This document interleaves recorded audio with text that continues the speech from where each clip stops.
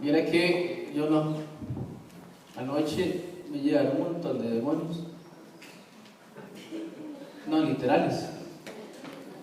Empecé a orar por la predica de hoy y sacar el mensaje del corazón del Padre, y llegaron a molestar. Pero, como ya uno ha crecido en el Evangelio y conoce, que él dirá: no me molesten, atiéndanse con Cristo. Gloria a Dios por eso. Pero, ahorita se me quitó el dolor de cabeza. Que bendición, que se me echaron los dos ojos. Ya no los tengo rojos. Hoy vamos a ver un tema importantísimo en la palabra de Dios, en el cual el escritor de Hebreos nos enseña sobre la disciplina de Dios. Yo quiero que usted hoy vea lo que dice ahí esa frase y se lleve en su corazón lo importante sobre la disciplina de Dios. ¿Cuántos de aquí han sido disciplinados por el Señor? Gloria a Dios. Los que son padres entienden más sobre la disciplina de Dios porque les ha tocado que ejercer la misma. El escritor de Hebreos, en el capítulo 12, habla sobre varias metáforas. Él empieza hablando sobre la metáfora de la lucha, sobre una carrera, la cual nos enseña a quitarnos todo peso y pecado que nos asedia. Después el escritor habla o les enseña a aquellos cristianos que estaban en esa época, que habían perdido todo, que habían perdido bienes, posiciones, pero que no habían sido tocados con la muerte. Les enseña sobre la disciplina, y al final de los capítulos el escritor de Hebreos les dice que aquellas personas que están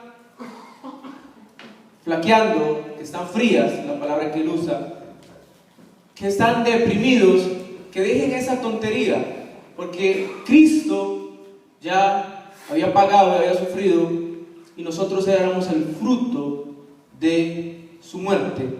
Entonces los pone a pensar en un momento determinado que, a pesar de que lo que estén pasando, les enseñan con qué propósito es la disciplina, les dice: ya basta, dejen de empezar como chiquitos, dejen de sentir lástima y enfóquense en lo que es importante.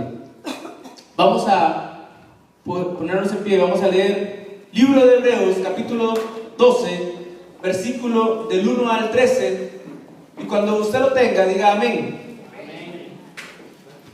Y lo voy a leer para ustedes, para pedir la participación del Espíritu Santo, el cual sin la persona del Espíritu Santo, no podemos comprender lo importante de la palabra. Sería un libro más si el Espíritu Santo no nos enseña su palabra. Dice la Escritura, Hebreos capítulo 12: por tanto nosotros, también teniendo en derredor nuestro tan gran nube de testigos, despojémonos de todo peso y del pecado que nos asedia, y corramos con paciencia la carrera que tenemos por delante. ¿Siguen ustedes?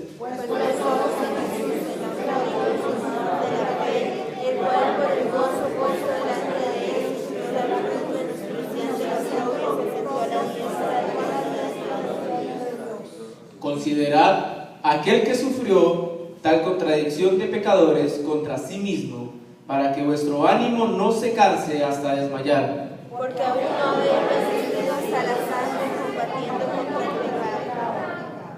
Y habéis ya olvidado la exhortación que como hijo se os dirige diciendo: hijo mío, no menosprecies la disciplina del Señor, ni desmayes cuando eres reprendido por Él. Porque el Señor ama disciplina y azota a todo aquel que se por él.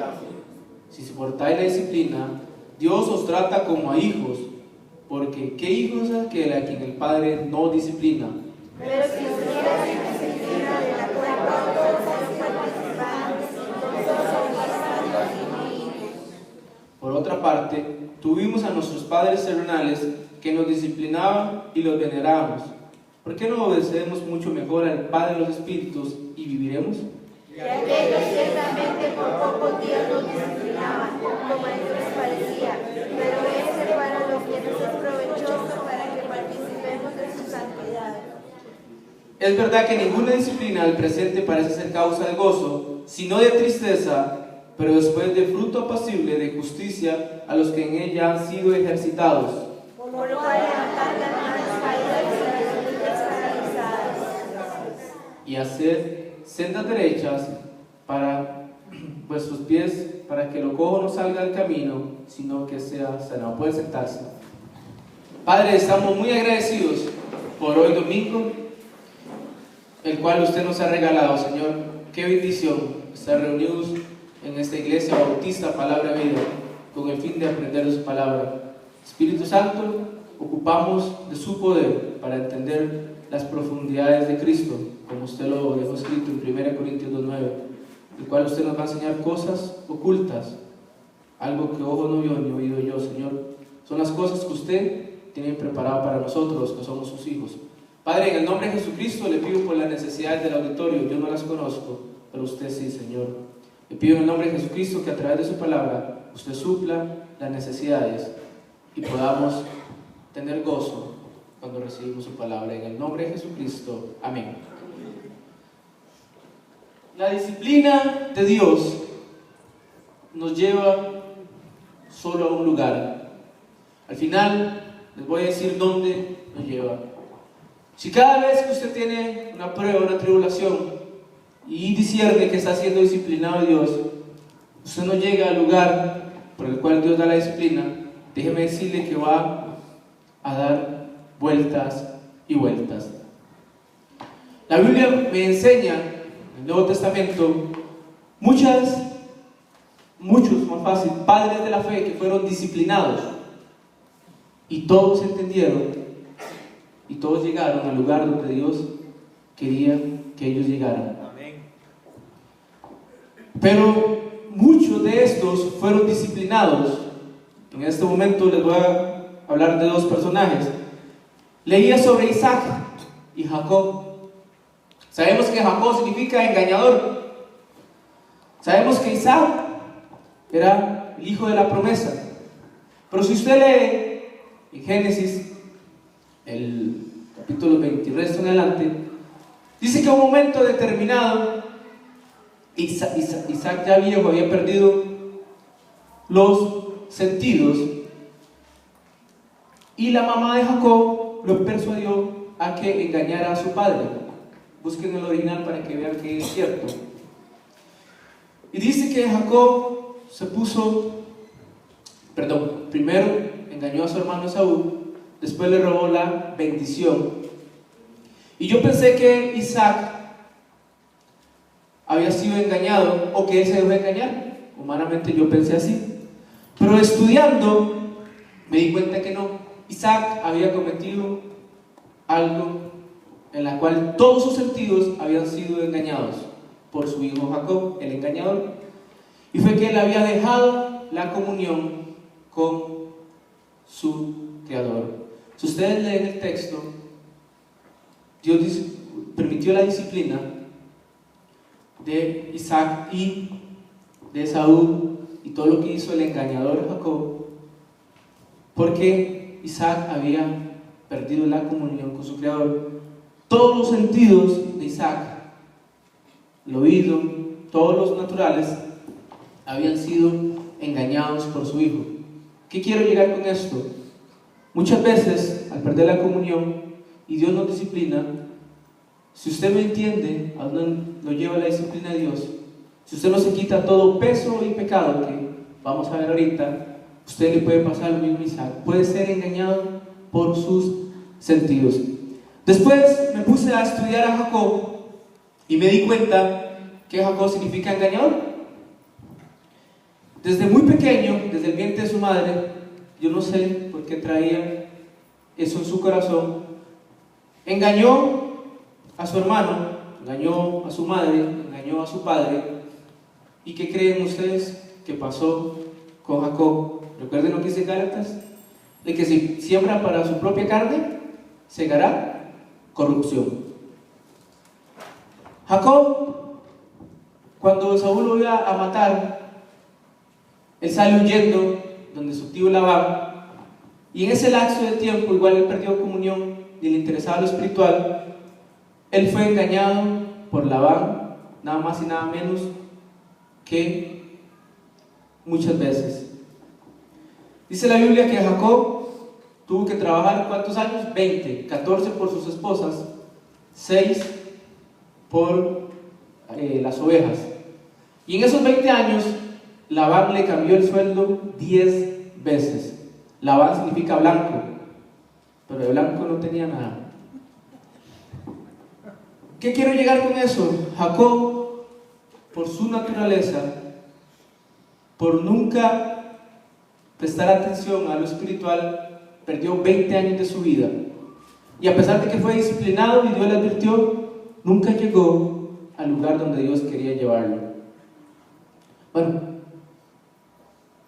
vemos que después de que Jacob sale huyendo, todo temeroso, el mismo Jesucristo se le presenta y Jacob entiende ahí que tiene que agarrarse del Señor, y es donde se agarra fuertemente. Jesucristo lo disloca de la cadera y eso le ayudó cuando tuvo que enfrentar a su hermano, porque su hermano pensó que venía humillado. Cerremos aquí y vea lo que dice el libro de Hebreos. El escritor de Hebreos empieza con una metáfora, un símil, sobre lo que eran las carreras, algo que ya hemos visto, sobre lo que eran las disciplinas greco-romanas. Y dice: por tanto nosotros también, teniendo en derredor nuestro tan gran nube de testigos. ¿Cuál era la nube de testigos? Capítulo 11. ¿Usted alguna vez se ha puesto a examinar nombre por nombre lo que hicieron este montón de personas? Bueno, yo sí, incluso hasta los que no tienen nombre, pero habla de las proezas. Hay muchos que hablan de las proezas que hicieron, no de sus nombres. Es importante para entender lo que el capítulo 2 está hablando. Dice: por tanto, o sea, en consecuencia, nosotros también, teniendo en derredor nuestra gran nube de testigos, despojémonos ¿de qué? Todo peso. Para que usted entienda qué es lo que el escritor de Hebreos dice ahí, el escritor de Hebreos usa aquí una palabra que es onkos en griego. Y onkos significa hinchazón, tumor que lleva a la protuberancia. Una persona que tiene un peso o un tumor o una protuberancia, le es imposible que corra. Recordemos que él está usando aquí una metáfora, el escritor de Hebreos, de cómo tiene que ser un atleta preparado, disciplinado. Y lo primero que dice: despojémonos de todo peso, oncos. La hinchazón puede ser nada más y nada menos que la soberbia que cualquiera de nosotros pueda tener, el orgullo que no nos deja seguir la carrera de la fe. Porque lo que el escritor está enseñándole a los hebreos es cómo correr la carrera de la fe. ¿La fe se puede mostrar?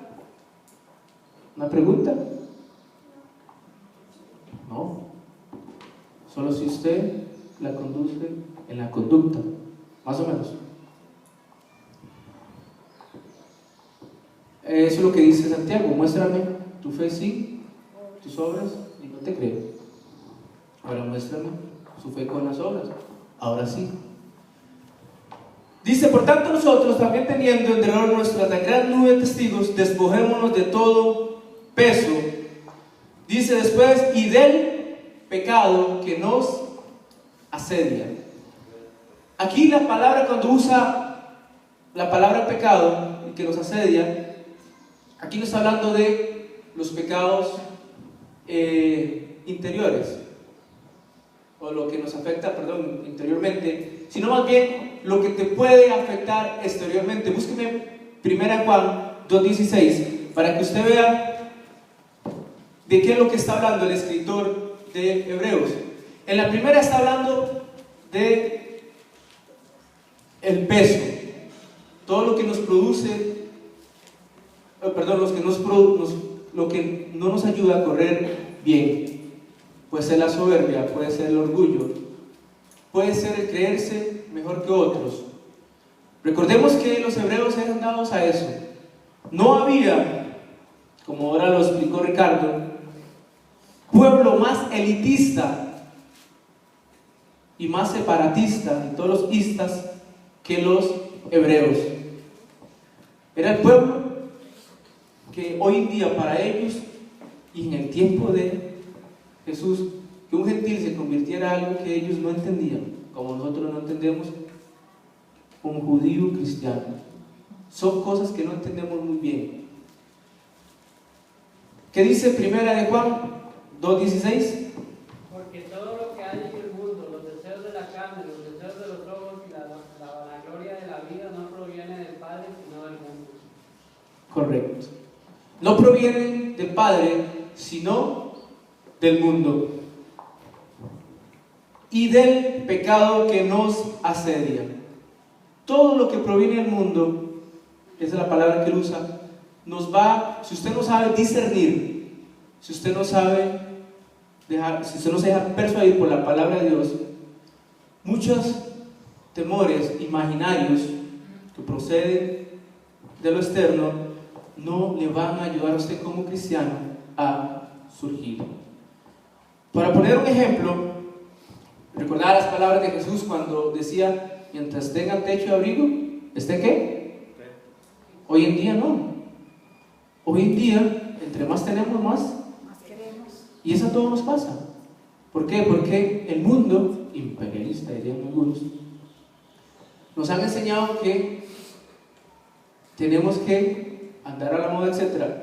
Si nosotros como cristianos, yo creo que todos hacemos lo mismo, sacáramos lo que no ocupamos, yo diría que es el 90%. Siempre tenemos 30 pantalones y usamos los mismos 3. Yo no sé, a mí me pasa eso. Es lo mismo. Eso es por poner un ejemplo vil. Pero hay un montón de cosas que no nos ayudan a correr, a seguir la carrera de la fe.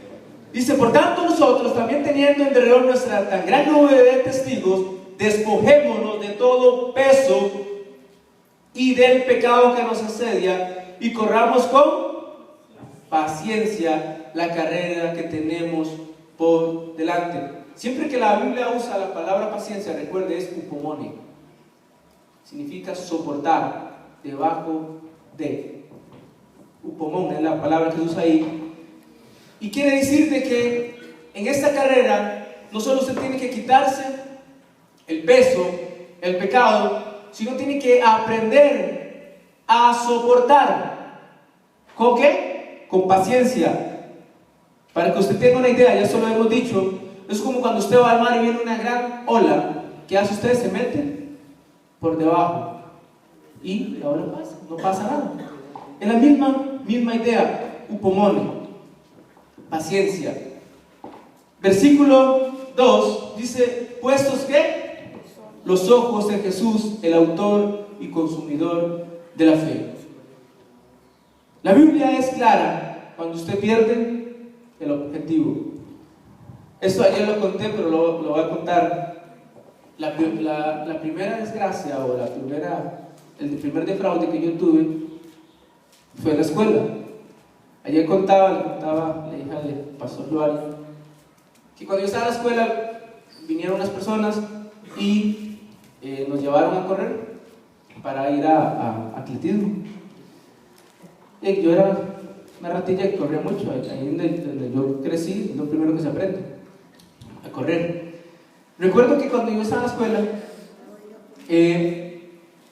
les gané a todos mis compañeros. Después nos llevaron al tecnológico, eran 5 escuelas, y yo les gané a todos.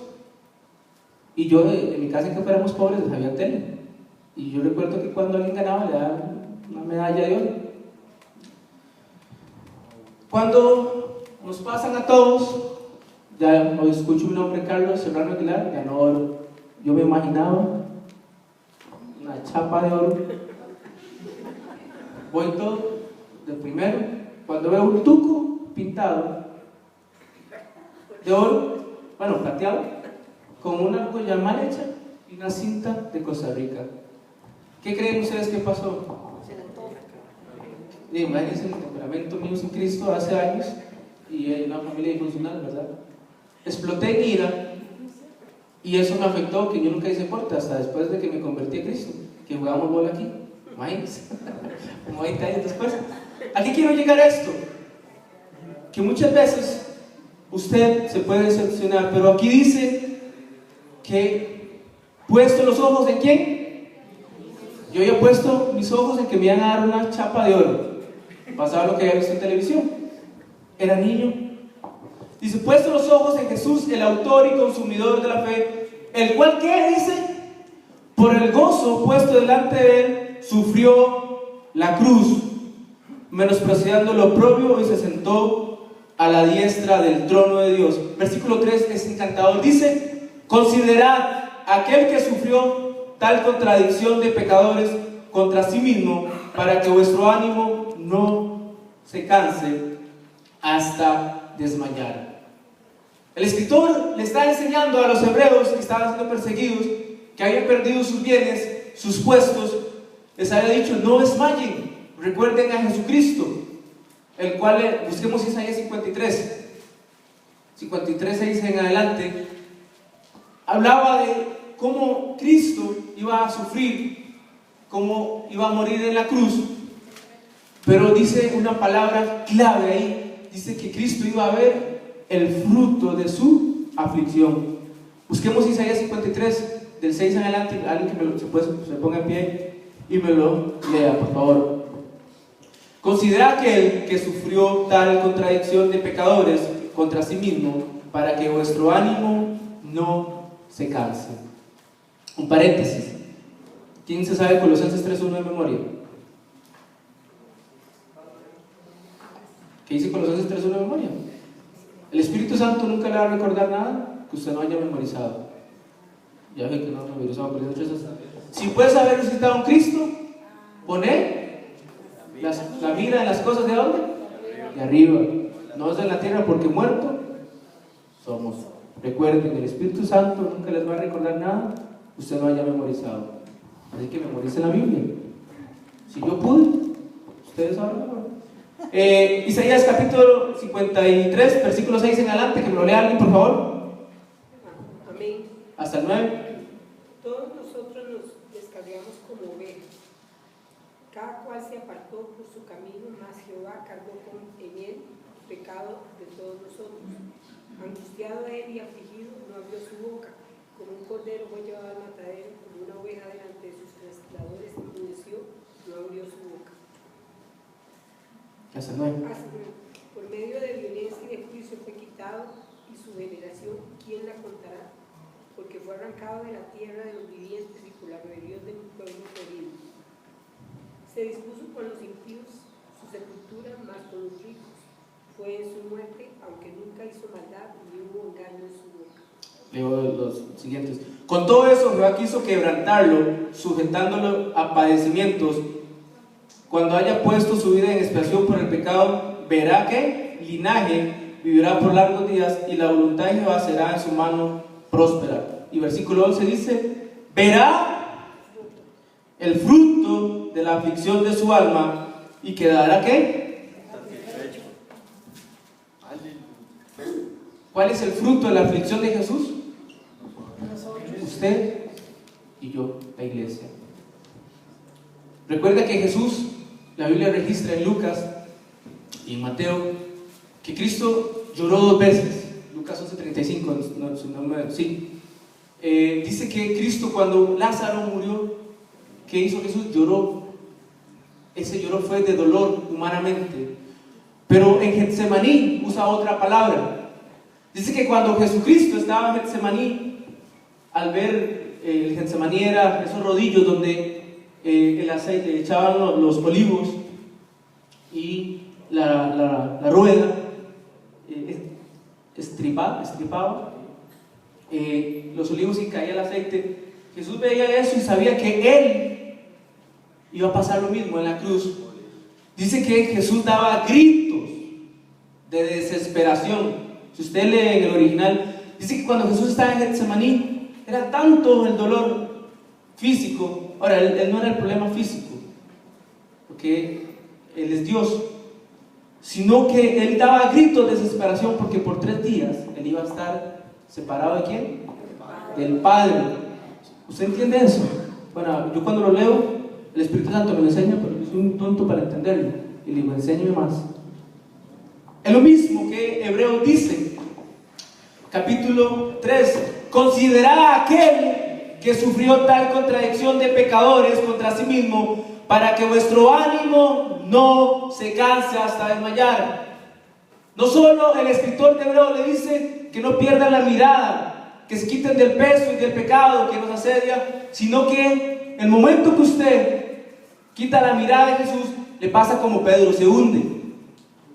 Pedro, cuando dice, Jesús, yo quiero caminar en el agua, dice, venga. El hombre vio la tormenta y ¿qué pasó? Empezó a hundirse. ¿Por qué? Porque el Hebreos dice que perdió la mirada de Jesús, empezó a ver las tormentas y todo, no entendía que Jesús le había dicho, ven que camine, ya hay la orden. Él había perdido la confianza, había perdido el punto y se hundió.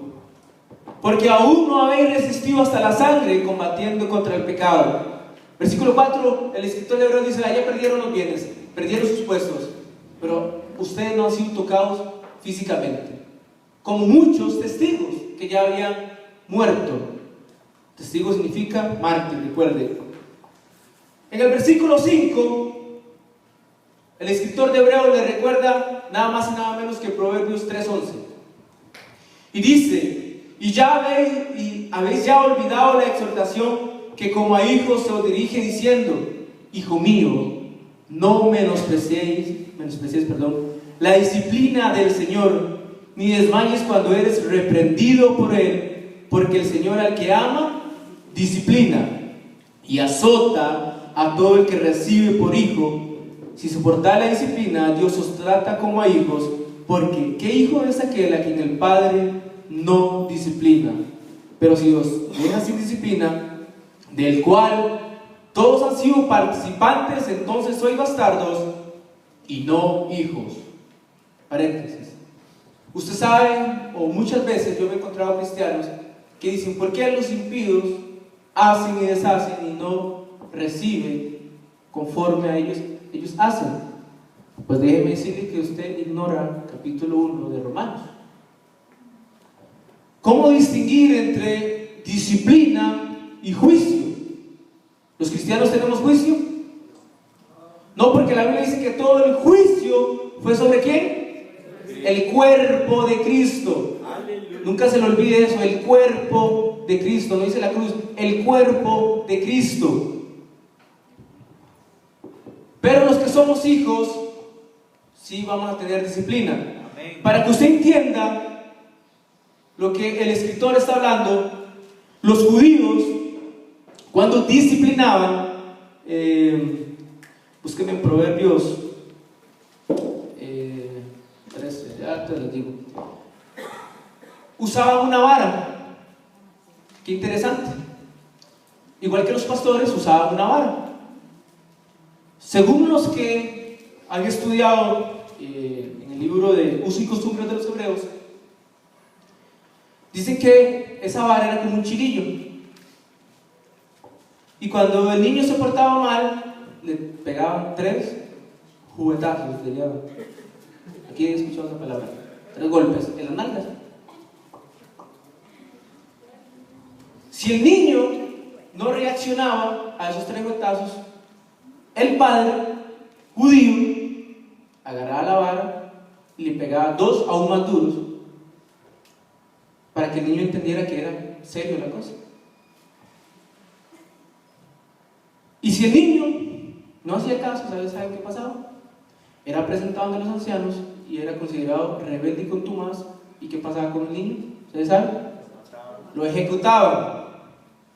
Esa era la disciplina de los hebreos. Ahora, hoy en día la psicología dice, no le peguen a los niños. Bueno, yo no soy de esa época. Yo sí me acuerdo. Ay, Dios. Pero los de hoy en día, los pedagogos dicen: no le pegue al niño, dialogue con él. Si mi papá hubiera dialogado conmigo, bueno, yo no sé qué fuera de mi vida. A pesar de que humanamente yo aborrecí muchas cosas que mi papá hizo, porque era un hombre contumaz, estaban lágrimas, no me acuerdo. Yo estoy muy agradecido porque cuando mi padrastro, él siempre me decía: vaya, haga tal cosa. Y yo guardé yo preguntarle cómo se hacían las cosas, porque era un juetazo. Si yo le decía: ya lo hice, y él revisaba y lo hacía mal, otro juetazo. A él le encantaba pegarnos. Como el pastor cuenta que le pegaban por si se portaba mal. Por el día. Es lo mismo. Ahora, la palabra disciplina aquí no solo habla de golpes, sino que cuando el escritor de Hebreo la usa, significa educación. Dios quiere educarte con un fin. Dios quiere educarlo. Por eso dice: ya habéis olvidado la exhortación que como hijo se os dirige diciendo: hijo mío, no menosprecies la disciplina del Señor. Muchas veces usted está en disciplina y no se da cuenta porque no le consulta a Dios. La disciplina de Dios solo me lleva a un lugar. Todavía no les voy a decir. Si usted no llega a ese lugar, va a dar vueltas. Se va a llenar de amarguras, porque ahí habla de que muchos se llenaron de amarguras y dejaron al lado. Versículo 5: y ya habéis olvidado la exhortación que como a hijos os dirige diciendo: hijo mío, no menosprecies la disciplina del Señor, ni desmayes cuando eres reprendido por Él, porque el Señor al que ama, ¿qué? Disciplina y azota. Esa palabra azota es la que yo les acabo de decir. Aquí recuerdo algo. David en el Salmo 23 dice: aunque ande en valle sombra de muerte, no temeré mal alguno, porque tu vara y tu callado me infundirán ¿qué? Aliento. Vuelvo a repetir, como dicen los expertos, el valle de sombra de muerte, según uso y costumbre de los judíos, dice que eran cuevas donde se escondían lobos. Y pasaba la oveja, y si el pastor no estaba chispa, la devoraba. Aparte dice: tu vara y tu callado. La vara no era un garrote, era también como un chilillo. Entonces, donde estaba, ¿acto se dice ovejas? Bueno, ¿dónde estaban las ovejas? El redil, gracias. ¿Dónde estaban? Bueno, ¿dónde estaban las ovejas? El rebaño. El pastor mandaba la vara y hacía un sonido. Y las ovejas recordaban que el pastor estaba cerca. Entonces, cuando dice tu vara, la vara era como un pedacito, y el pastor la mandaba donde estaban las ovejas, y ella hacía un sonido, y las ovejas recordaban que el pastor estaba cerca. Entonces, tu vara y tu callado me infundirán aliento. Ahora sí, cuando sale el callado, la jalada era para, ya se sabe para qué, para disciplinarlo, vale, fuerte. Entonces ve que aún la Biblia nos enseña cómo Dios trabaja. Pero ¿cuál es la regla del Salmo 23? Jehová es mi pastor. ¿Quién es su pastor? El Dios Jehová. Yo cuando me pasa algo, incluso hasta pasó un negocio, le digo: Señor, es que el temperamento es mío como el de se va a la primera. Y a veces Dios me dice: ¿qué es qué? Pero yo aprendí, o estoy aprendiendo, perdón, porque en eso de la Biblia, como dice el hermano, uno nunca se cansa de aprender. Estoy aprendiendo incluso que cuando voy a hacer un negocio, aunque lleve las de lobo, que yo sé que el otro es débil, perdón la expresión, Señor, ¿qué es qué? Y mejor me quito. ¿Por qué? Porque ya he metido las patas en los negocios muchas veces y había acostumbrado mi mente a perder. Ahora no, ya le pregunto al Señor y ya lo acostumbré a ganar. Eso es algo que los que estamos en comercio entendemos. Versículo 7 dice: si soportáis la disciplina, Dios os trata como a hijos, porque ¿qué hijo es aquel a quien el Padre no disciplina. Ok, disciplina, siempre Dios lo que quiere es educarte. ¿Educarte qué? Todo peso y pecado que nos asedia. Y en lo que dice el versículo 2 y 13, que lo vamos a leer después. Ahora, uno como persona, como hombre, como humano, muchas veces, a Asaf le pasó, no importa, 12 salmos escribe Asaf, y como 6 de esos es pura amargura, se pregunta, ¿por qué los impíos hacen muchas cosas y no cambian? Bueno, vamos a Romanos 1 para no me pierdan Hebreos, y vámonos a Romanos 1 para que usted vea que hay un juicio horrible para las personas que no quieren nada con Dios. Romanos capítulo 1, versículo 18 en adelante, luego procede, dice: porque la ira de Dios se revela desde el cielo contra toda impiedad e injusticia de los hombres que detienen con injusticia la verdad, porque lo que Dios se conoce les es manifiesto, pues Dios se lo manifestó. Porque las cosas invisibles de Él, su eterno poder y deidad, se hacen claramente visibles desde la creación del mundo, siendo entendidas por medio de la creación, de la idea que se hacen claramente visibles desde la creación del mundo, siendo entendidas por medio de las cosas hechas, de modo que no tienen excusa, pues habiendo conocido a Dios, no le glorificaron como a Dios, ni le dieron gracias, sino que se envanecieron en sus razonamientos, y su necio corazón fue entenebrecido. Profesando ser sabios, se hicieron necios, y cambiaron la gloria de Dios incorruptible en semejanza de imagen de hombre corruptible, de aves, de cuadrúpedos y de reptiles. Por lo cual también Dios les entregó ¿qué? ¿Qué hace Dios? A lo tico.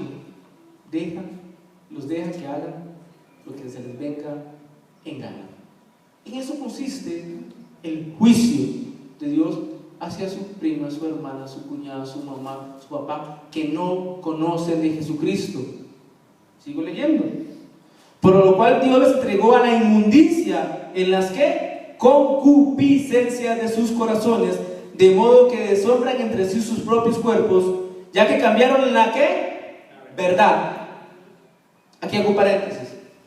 Estos días que ha firmado mi amigo Robert, he estado lidiando y discipulando a unas personas, y es interesante que desde su abuela hasta sus nietos, el mayor pecado que ellos tienen es la mentira. Digamos, dicen, sí, llego a las 8 y llegaron a las 10 de la mañana, ya está encendida solo. La mentira. Hoy en día, la mentira se ha tomado como ¿qué? Como algo normal. Digamos, yo como comerciante, yo huyo a eso. En serio, digamos, cuando hago un negocio, yo trato de ser lo más firme que pueda, porque yo detesto la mentira. Tito, capítulo 2 en adelante, cuando Pablo manda a Tito a Creta, Pablo dice que los cretenses tenían 4 vicios horribles: mentirosos, malas bestias, glotones y sin piedad.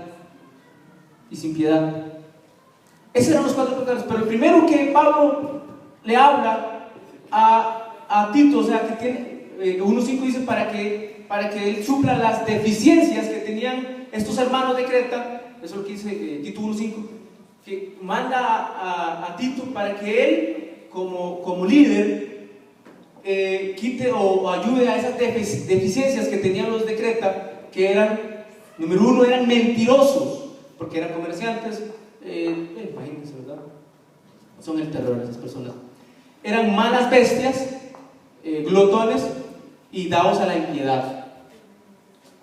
¿Algunos de ustedes tienen esos pecados? Bueno, si los tienen, arréglese con Dios. 1 Juan 1.9. 1 Juan 1.9, cuando dice si confesamos sus pecados, Él es fiel y justo para perdonarnos.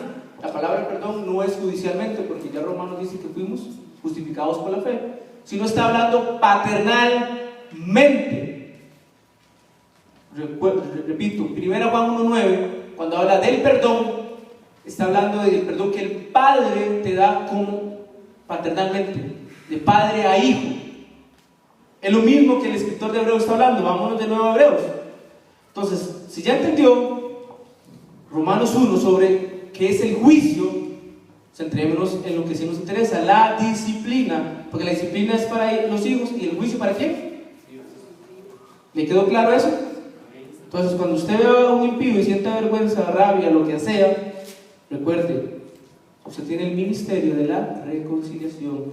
Y es su deber, es nuestro deber, de que esas personas escuchen el Evangelio. Hebreos 12, versículo 8. Pero si se os deja sin disciplina, del cual todos han sido participantes, entonces sois bastardos y no hijos. Versículo 9. Vea lo que dice: por otra parte, tuvimos a nuestros padres terrenales que nos disciplinaban y los veneramos. ¿Por qué no obedecemos mucho mejor al Padre de los Espíritus y qué? Viviremos. Y aquellos ciertamente por pocos días nos disciplinaban como a ellos les parecía, pero ¿quién está hablando? ¿Cuál es ese versículo? Pero para lo que es ¿qué? Perdón. Versículo 10. Y aquellos ciertamente por pocos días nos disciplinaban como a ellos les parecía, pero para lo que no es provechoso, para que participemos de su. Entonces, ¿usted está entendiendo lo que el escritor se lo dice ahí? Va a ver como el Espíritu Santo me lo enseñó. Dice que nuestros padres nos disciplinaban por pocos años y aprendimos un montón. El Señor no nos va a disciplinar por pocos años, nos va a disciplinar hasta que seamos transformados. ¿Usted entendió eso? O sea, el pastor es la persona más, la que Dios le dio al ministerio de pastor. No se salva la disciplina, porque en que más sepa, recordemos que disciplina no solo es por pecado, sino para educarnos. El plan de Dios mediante la disciplina es para educarnos, y la disciplina de Dios nos lleva solo al lugar. ¿Sabe dónde nos lleva la disciplina de Dios? Y si la disciplina de Dios no nos lleva a este lugar, hermano, usted va a estar como Jacob perdiendo años y como los israelitas perdiendo años. La disciplina de Dios solo me lleva a un lugar, a sus brazos. Ahí es donde me lleva la disciplina de Dios. ¿Usted está entendiendo lo que yo le quiero comunicar? La disciplina de Dios solo me lleva a un lugar, y es a sus brazos. ¿Cuántos de aquí han llorado por el pecado? Bueno, como es que he dicho, solo yo soy muy pecador. Bueno, yo, hermanos, sé lo que es entregarle al Señor mediante la disciplina. Señor, ya no aguanto la disciplina. Les voy a contar cómo es que Dios me disciplina. Cuando Dios me disciplina es que me manda un demonio y no me deja dormir. Así les voy a contar.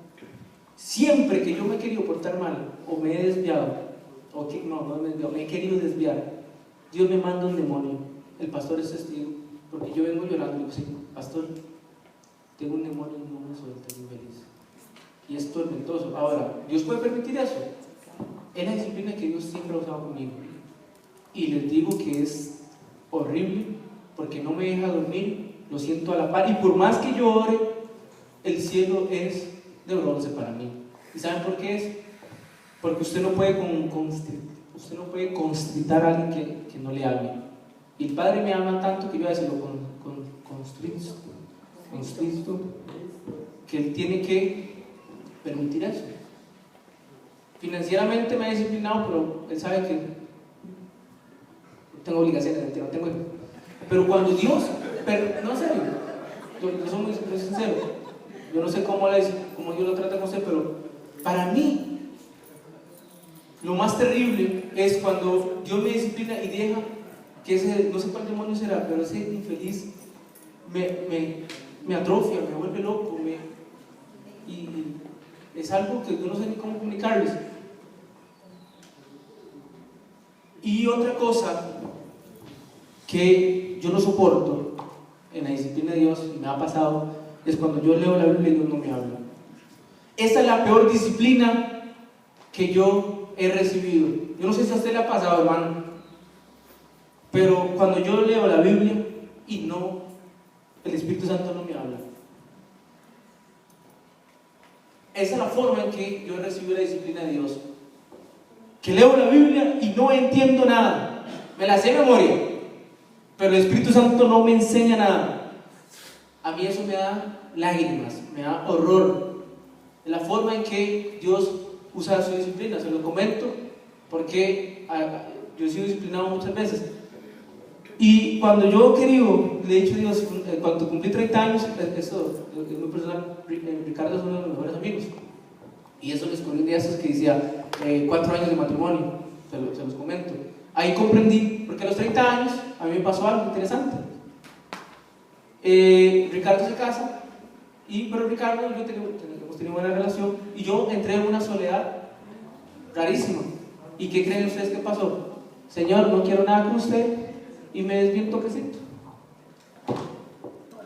En ese toquecito, en un momento yo estaba como hechizado y dije, Señor, estoy mal, y leía la Biblia y no entendía nada, y sentía que el cielo era de bronce, el Padre, yo no sentía el abrazo. ¿Ustedes han sentido el abrazo del Padre? Ojalá que entiendan lo que yo quiero transmitir. Yo decía, Padre, abrázame, y lo que sentía era como un rechazo. Bueno, esa es la forma en que yo he recibido la disciplina de Dios. Después me reconcilié con el Señor y ahí vamos, luchando, la verdad. Pero una de las peores disciplinas para mí es cuando el Espíritu Santo no te habla.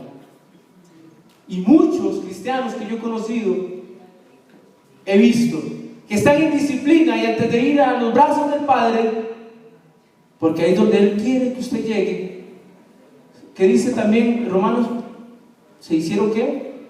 Necios en sus razonamientos. Usted como hijo de Dios se puede hacer necio en sus razonamientos, se puede hacer intelectual en sus razonamientos y no puede ver el poder del Espíritu Santo, no puede ver, la consolación del Espíritu Santo, y puede llegar a lo que dice más adelante, versículo 11. Es verdad que ninguna disciplina al presente parece ser causa de gozo, sino de tristeza, pero después da fruto, ¿qué? Apacible de justicia a los que en ella han, ¿qué? Sido, ¿qué? Ejercitados.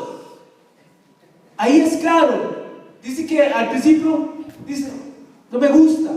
Pero cuando entiende que la disciplina de Dios te lleva a los brazos del Padre, ahí donde usted siente que el Padre lo abraza, que lo consuela y que le enseña la palabra de Dios, eso es que Dios quiere educarte. Ahí es donde usted entiende el fruto apacible. ¿Cuántos han experimentado? ¿Solo yo? No creo que ustedes sean más malos que yo, o más buenos, porque todos tenemos concupiscencia. Hoy me siento lleno del Espíritu Santo, mañana no ha llegado y puede ser que me levante un chichón, o así, porque todos tenemos concupiscencia. Aquí a algunos hermanos respetamos más que otros por la forma en que se expresan en su conducta, pero yo sé que tienen concupiscencia, entonces a mí no me engañen. Engañen a otros, a mí no. Todos tenemos concupiscencia. Hay momentos donde andamos, pero solo con el Espíritu Santo, y besos y abrazos con el Espíritu Santo. Y hay momentos, hermanos, seamos realistas, donde el Espíritu Santo me estorba. Perdón la expresión. Yo tengo muy buena confianza con el Espíritu Santo, puedo hablar así. Yo no sé usted. Pero a todos nos pasa. Pero aquí dice, es verdad que ninguna disciplina al presente parece ser causa de gozo, sino de tristeza, pero después da ¿qué? Fruto apacible. ¿De qué? Siempre que el Espíritu Santo usa la palabra fruto de justicia, está hablando de esas bendiciones que da el Espíritu Santo, no solo materiales, sino, papá, yo a veces puedo hablar con papá y hablamos y él me enseña. Esas son unas bendiciones únicas. O cuando veo Salmo 118:9, más Dios muestra su amor para con quién, los que nos rodean. ¿Usted entiende ese Salmo? Salmo 118:9. Más Dios muestra su amor para con los que nos rodean. Cuando un hermano dice algo y yo soy edificado y aprendí, para mí eso es como, no sé, son unas bendiciones que uno apetece porque anda en el Espíritu o porque Dios te está educando, disciplinando con el propósito. Y lo más importante, de justicia a los que en ella han sido ejercitados. ¿Qué es la palabra ejercitado? Siempre que se usa es la misma idea. Un músculo no crece si usted no lo despedaza. Versículo 12 y 13, el escritor quiere hablarles a estos hebreos. Les dice: quítense en todo peso y pecado que les asedia. Les dice: ustedes han perdido bienes, puestos, pero no la vida. Les recuerda Proverbios 3:11 en adelante sobre la disciplina. Los hebreos entendían mejor que nosotros esto. Y les dice en el 12 y 13: ya basta, les dice. Por lo cual les dice: levantad las manos caídas y las rodillas que paralizadas, y haced sendas derechas para vuestros pies, para que lo cojo no se salga del camino, sino que sea ¿qué? ¿Por qué necesita ser sanado? Porque está cojo. ¿Usted sabía que una persona que está coja, si sigue, puede dislocarse? Una persona que quiere correr cojo puede hacerlo, pero ese hinchazón, ese dolor puede producir algo peor, que es la dislocación. Es lo que el escritor en el símil, en la metáfora que está usando, te quiere decir. Por lo cual, levantar las manos caídas. Eso habla de una actitud perezosa, de una persona perezosa que no saca tiempo para leer la escritura. Como les digo, el Espíritu Santo nunca les va a recordar nada que usted no haya memorizado. Yo por lo menos antes, recién convertido, me aprendí un versículo diario. 31.173 versículos contiene la Biblia. Yo me sé la Biblia de memoria, no como yo, pero usted me habla un versículo y yo le llego rápido. Pues yo he leído la Biblia 1000 veces. Ahora, he entendido pocos versículos. Perdón, soy humano. Pero esos versículos que yo he entendido, usted siempre me va a escuchar diciéndolos. Usted siempre me va a escuchar decir Romanos 10:17. La fe viene por el oír, y el oír la palabra de Dios. En toda conversación, siempre, ¿por qué? Porque yo entiendo ese versículo. Me sé la Biblia de memoria, pero los pocos que yo entiendo, que el Espíritu Santo me ha enseñado, usted siempre me va a escuchar diciéndolos. Es lo mismo, dice: por lo cual, levantar las manos caídas. Habla de la actitud del perezoso. Personas que piensan que el culto es domingo, ¿está bien? Y nada más es lo espiritual. Lunes, martes, miércoles, jueves, viernes, chao, chaito, chao. Para que sepan, yo no vengo los miércoles porque tengo discipulado. Porque es bonito hablar, pero también hago. Tengo discipulado y estoy con unas personas con cáncer también para que oren, hablándoles de Jesucristo. Entonces dice: por lo cual, levantar las manos caídas y las rodillas ¿qué? Paralizadas. Cuando una persona tiene las rodillas paralizadas, ¿saben qué es? Depresión. Psicológicamente están paralizados, están depresivos. Un hijo de Dios, conociendo todas las bendiciones de la Biblia, no tiene tiempo para eso. Yo no me acuerdo quién fue, si fue el pastor, mi mamá, no sé. Pero un día yo estaba así y me dijo: no hay tiempo ni para deprimirse, así que levántese y va a ver qué hace. No recuerdo quién fue el que me dijo, pero me ayudaron esas palabritas. No hay tiempo ni para deprimirse, me dijeron. Y yo me la agarré en serio. Yo cuesta mucho que me deprimo. Casi siempre es por mal económicamente. Ustedes saben qué se siente. Versículo 13 dice: ¿y hacer qué? Sendas derechas, para vuestros pies, ¿qué es lo primero que corre el mal? Eso le dice el Salmo 1. ¿Qué es lo primero que corre el mal? Los pies. En toda la Biblia usted va a escuchar eso. Salmo 1, Proverbios 4, 5, 6, el 9. Dice que lo primero que corre el mal son los pies. Por eso aquí dice: haced sendas, número 1, derechas. ¿Qué pasa si usted está cojo? Tras de cojo, hace unas sendas quebrajadas. Bueno, yo pesco un tobillo y si el piso está sin problema, pero si hay piedras, mira cómo siento. Es la misma idea. Haced sendas derechas para vuestros pies, para que lo cojo no se salga del camino, sino que sea ¿qué? Ven que sí, aquí dice que sí puede. Sí se puede, ¿verdad? Según ese versículo dice que sí. Se puede tener el pie cojo. O sea, da la idea de que está mal. Pero dice hacer. ¿A quién le toca el hacer? ¿El carácter es vicario? No es vicario el carácter. ¿A quién le toca? Bien, eso es algo que usted tiene que saber de memoria. Para los que no entendieron, Dios no se mete en su libertad de ejercer su carácter. Ahora, la santidad es vicaria. Pues al sí, no, toca a usted. Bueno, y haced sendas derechas para que vuestros pies, para que lo cojo no se salga del camino, sino que sea sanado. Seguid la paz con todos y la santidad sin la cual nadie verá al Señor. Ese versículo 14, que no me tocaba, cuando un judío usa la palabra paz, da esta idea. Para un judío,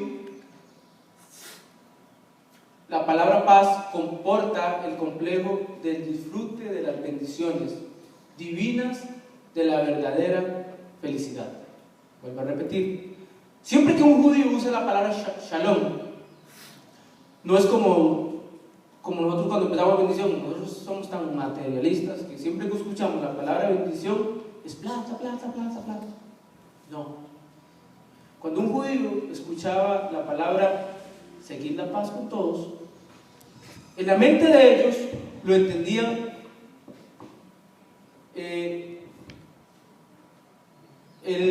la comporta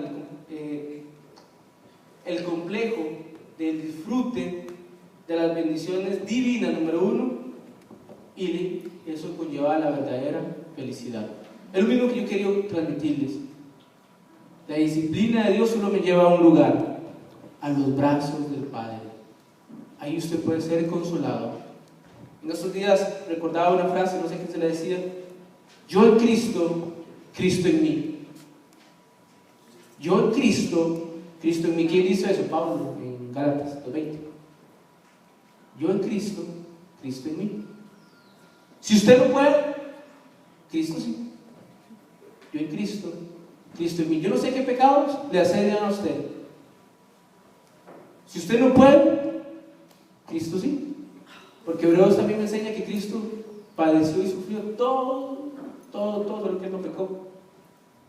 Yo en Cristo, Cristo en mí. Si usted no puede, Cristo sí. Si le falta conocimiento, no lo tiene, Cristo sí. Yo en Cristo, Cristo en mí. Eso es lo mismo que el escritor de Hebreos quería enseñarle. Si se siente débil, Cristo tiene poder y fuerza. Yo en Cristo, Cristo en mí. ¿Entienden? Como les digo, hermanos, hay días donde yo leo la Biblia y quiero contarle al gremio mío que ya es el mercado más que todo, o unas familias que visito, y contar lo que yo aprendí ese día de la Biblia. Y hay días que, hermano, que yo digo, ¿qué hermano? ¿Qué me va a enseñar hoy? Nada. Porque yo entiendo la concupiscencia, entiendo que hay días donde no sé quién administra, si Dios es un infierno, pero aquí dice, por lo cual levantar las manos caídas. O sea, deje de ser perezoso.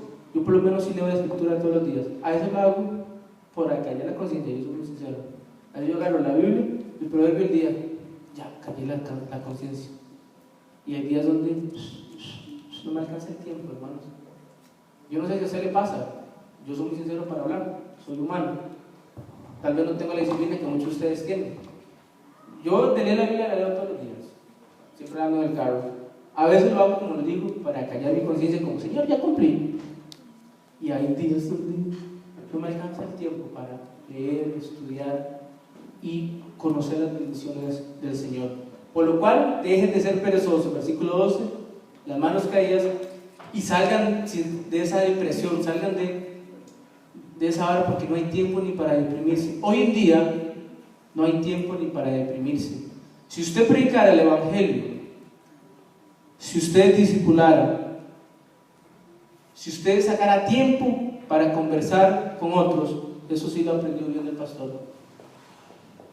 No hay tiempo ni para pecar, hermanos. Yo sé de eso. Yo creo que usted también. Lo que me encanta de nuestra iglesia, que es pequeña, es que podemos edificarnos mutuamente y todos conocemos mutuamente los unos a los otros. Hay algunos, como todo, que son ponzoñosos, pero es parte, la vida del Señor hay de todo. No, de verdad, hermano. Hay algunos que... Pero gracias a esos hermanos, el carácter de nosotros tiene que madurar. Es la realidad. Yo sé que hay muchos de ustedes que no me soportan, pero ¿el amor cubre qué? ¿En serio? ¿El amor qué dice? ¿El amor fraternal cubre qué? multitud de pecados. Ve que incluso hasta el temperamento mío les ayuda a ustedes a crecer en gracia. Viceversa, hay muchos de ustedes que no lo soporto.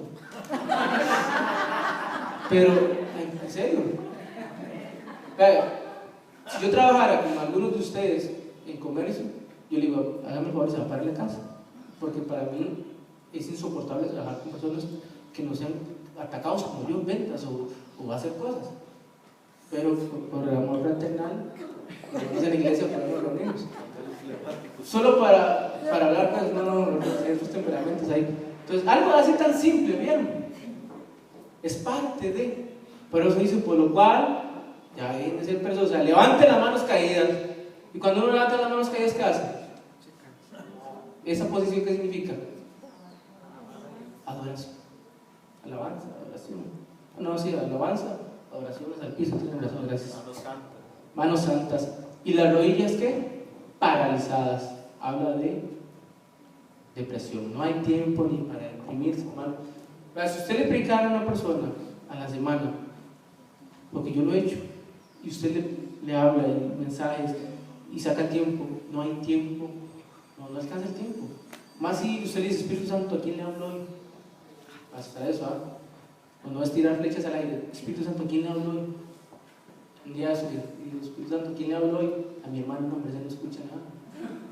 No, por derecho, perdón, en serio.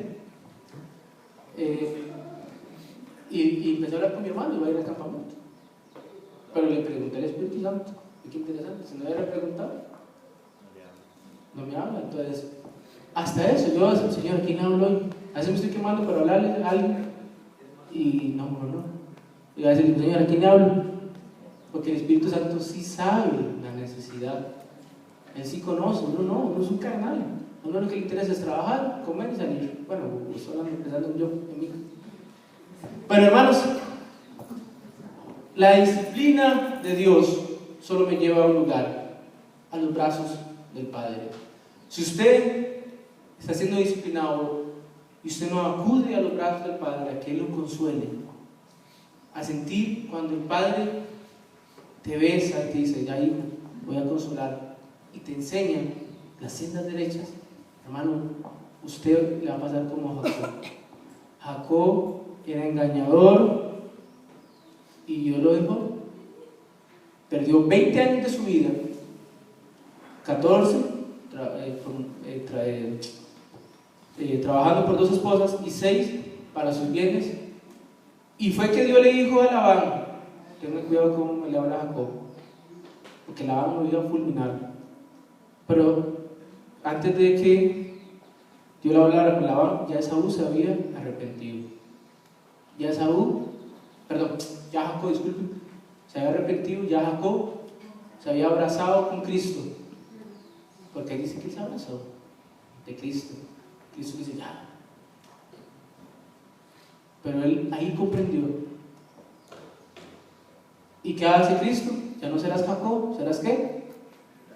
Ya no serás engañador. Ahora serás padre del príncipe, ¿no?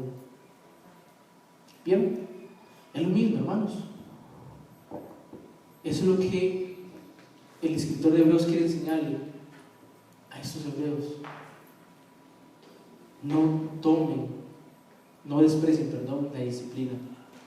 Yo no sé cómo Dios los disciplina a ustedes, hermanos, porque Dios usa formas. Yo sí conozco cómo Dios me disciplina a mí. Cuando yo leo la Biblia y no entiendo o Dios no me habla, yo me asusto mucho.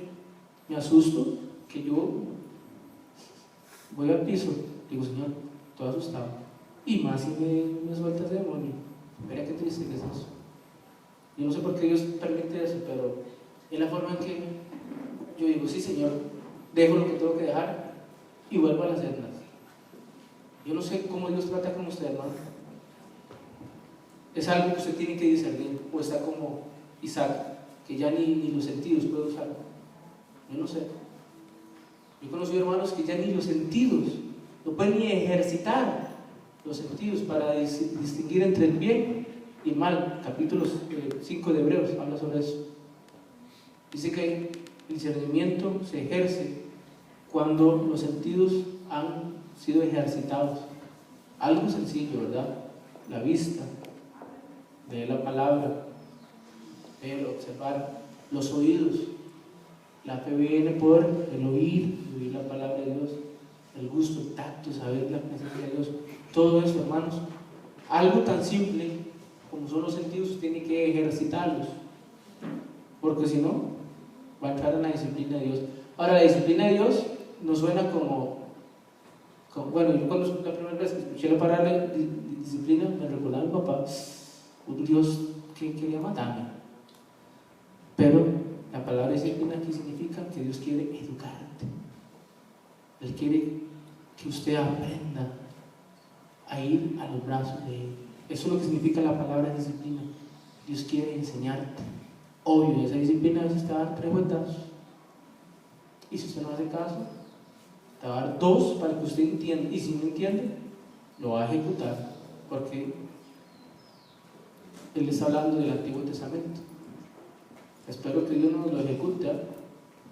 Y espero que esté en los 3 vueltazos. 1, 2, 3 para que entienda. Si no hace caso, lo vamos a persuadir 2 más duros. Y si no hace caso, bueno, como dijo Jesús, Señor, te pido por los que están en el mundo, para que donde yo esté, ellos también estén. Es mejor ir en el momento que Dios lo llamó y no en el momento que tiene que llevarse. ¿Me entendieron? Ok. Entonces, hermanos, esa es la enseñanza del escritor de Hebreos.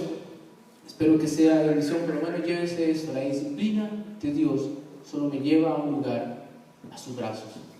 Si usted cuando siente que está siendo disciplinado no va a los brazos del Padre, recuerde a Jacob, recuerde a Isaac. Uno perdió su vejez y fue vilmente engañado, ni sus sentidos del olfato, de la vista la había perdido. Lo único que decía, escucho la voz de Jacob, pero los brazos son de Saúl. Es lo único que él decía, Isaac. Fue vilmente engañado. ¿Por qué? Porque le había dejado la presencia de Dios. Y Jacob perdió 20 años de su vida. Y en esos 20 años, el blanco, dígase el lavable, le cambió 10 veces el sueldo. Usted sabrá cómo aplica eso a su vida. Pero recuerde, la disciplina de Dios solo me lleva a un lugar, a sus brazos. Padre, muchas gracias por su palabra. Gracias por su amor, su misericordia. Gracias porque podemos congregarnos con un fin, con un propósito, Señor. Bendíganos, Señor, y que su palabra produzca el efecto por el cual usted nos ha dejado por escrita, Señor. Gracias porque su palabra es verdad. Santifícanos en tu verdad, como dice Juan 17:17, Señor. Ayúdenos a recordar su palabra y que usted supla las necesidades de cada uno de los que estamos acá. También le pido que si alguien no conoce de Jesucristo aquí, Señor, sea persuadido de pecado. Que él entienda que si sabe qué hace en Jesucristo, va a ir y muere, va a ir a un lugar llamado infierno, Señor. Pero ya usted pagó el precio en la cruz de Calvario y esa persona se puede beneficiar por lo que usted hizo en la cruz. Gracias, en el nombre de Jesucristo. Amén.